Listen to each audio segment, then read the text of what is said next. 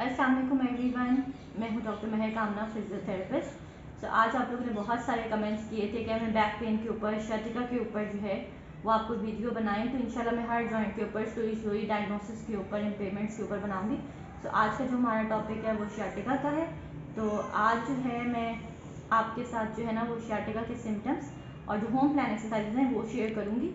वैसे तो शर्टिका में जो है वो नर्व कंप्रेशन रिलीज़ करते हैं और कुछ मैनुअल टेक्निक्स होती हैं, बट कंप्रेशन रिलीज़ करने की, बट वो मैं शेयर नहीं कर सकती कि वो कोई प्रोफेशनली कर सकता है दैट, क्योंकि हर बंदा ये परफॉर्म नहीं कर सकता और होम प्लान में हम गाइड नहीं कर सकते। सो लेट्स स्टार्ट कि शर्टिका का पेन कैसे होता है, और मैं ज़्यादा थ्योरी में नहीं जाऊँगी बट होम प्लान की तरफ जाऊँगी and I try to make a short review. So let's start. अच्छा, पहले मैं आप लोगों को बताऊँ कि जो शर्टिका का पेन है वो आपको बैक से स्टार्ट होता है और वो ट्रैवल करता है, रेडिएट करता है क्योंकि आपकी नर्व इम्प्रिंज होती है और यहाँ आपके देखते हो तक जाता है और आपको एक स्ट्रेच पड़ता है, ठीक है, पेन होता है। अच्छा, अब इसके जो है 3 डिफरेंट टाइप्स होती हैं कि आपको कुछ लोग होते हैं कि उनको जैसे ही आप स्टार्ट करते हैं ना लेग को रेस करना, तो जैसे ही आप स्टार्ट करते हैं यहाँ से आपको पेन होना शुरू हो जाता है, स्ट्रेच पड़ता है। कुछ लोग होते हैं उनको मिड रेंज में जाकर जो है वो पड़ना शुरू होता है, और कुछ लोग होते हैं जिनको बिल्कुल एंड रेंज के ऊपर जाकर तो पेन स्टार्ट होता है, ठीक है। तो अब ये आप लोगों ने मुझे कमेंट्स के अंदर बताना है कि आप लोगों का जो शर्टिका है उसमें आपको किस रेंज के अंदर पेन स्टार्ट होता है और किस तरह का पेन आपको होता है और नर्व आपकी कब इम्पेंज होती है। ओके, तो सबसे पहले मैं आपकी जो एक्सरसाइज बताने लगी हूँ होम प्लान में, वो मैं बता रही हूँ आपको ब्रिजिंग, ठीक है। तो इसका मैं आपको तरीका बताती हूँ कि आपने कैसे करना है। आपने दोनों लेग्स को ऐसे नीज को बेंड करना है, ठीक है। अपने हाथों के ऊपर वजन डालना है, आपने इस तरह से आपने हाथों के ऊपर वजन डालने के बाद यहाँ से अपनी बैक उठाना है, ठीक है। बैक उठाने के बाद जितनी आप उठा सकते हैं, ठीक है, पेन में है क्योंकि स्ट्रेच पड़ता है तो ज़्यादा आप उठा नहीं पाएंगे। और उसके बाद स्लोली आपने स्लो करके नीचे रखनी है, स्लो करके आप नीचे रखें।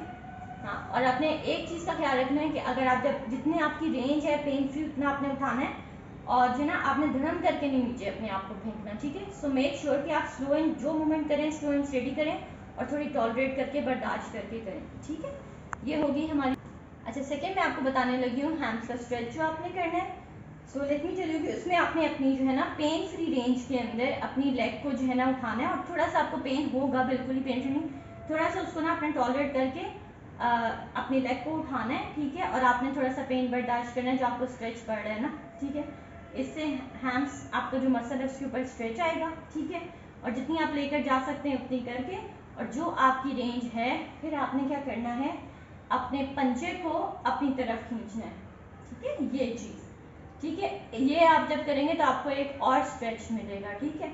और अगर आपको लगे कि आप नहीं कर सकते तो फिर आप यहाँ पर अपना कोई चीज़ ऐसी डालकर तो इसको अपनी तरफ पकड़ के कर सकते हैं, बट कोशिश करें कि आप एक्टिवली करने से, खुद से करने से ज़्यादा अच्छा है कि आप इसको पंजे को साथ में अपनी तरफ करें, ठीक है। इससे ज़्यादा आपको स्ट्रेच आएगा। फिर वापस करके पंजा वापस करके अपना जो आपका फुट है उसको वापस करके आपने स्लोली वापस लेकर आना है।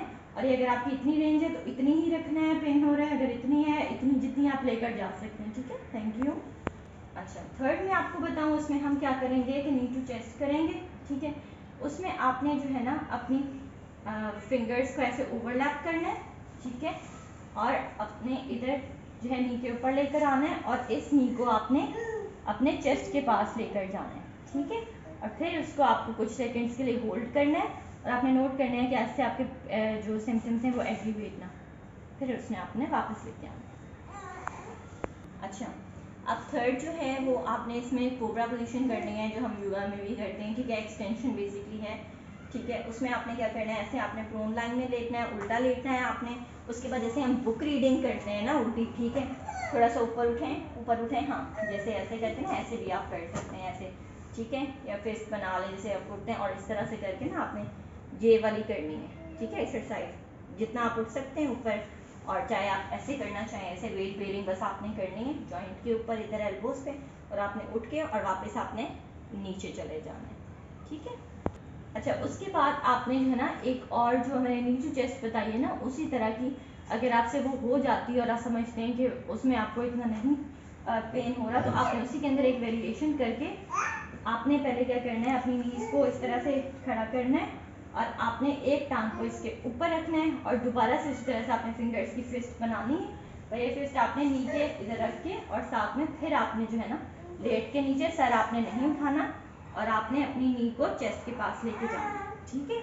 और ये वाली जो आपकी लेग है, ठीक है, ये वाली पेनफुल आपकी होनी चाहिए साइड, ठीक है, okay.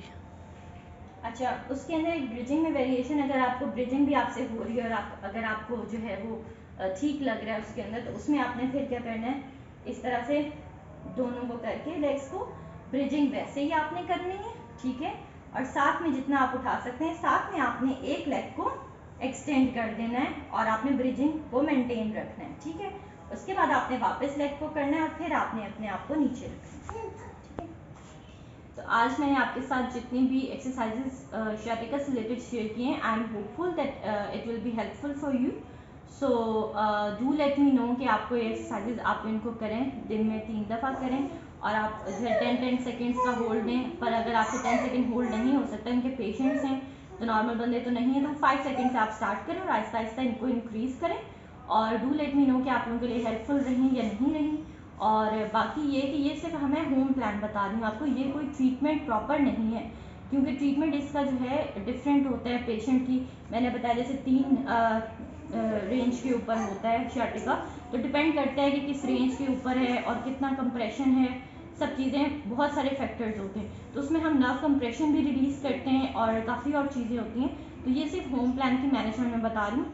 So do subscribe my channel and like the videos. और आप मुझे अपने कमेंट्स में ये भी बताना है कि आपको किस रेंज का sciatica है, और ये भी आप लोग मुझे कमेंट्स में बताइएगा कि आप लोगों को नेक्स्ट वीडियो किस जॉइंट की प्रॉब्लम के ऊपर चाहिए। Thank you so much for watching. Allah हाफिज़।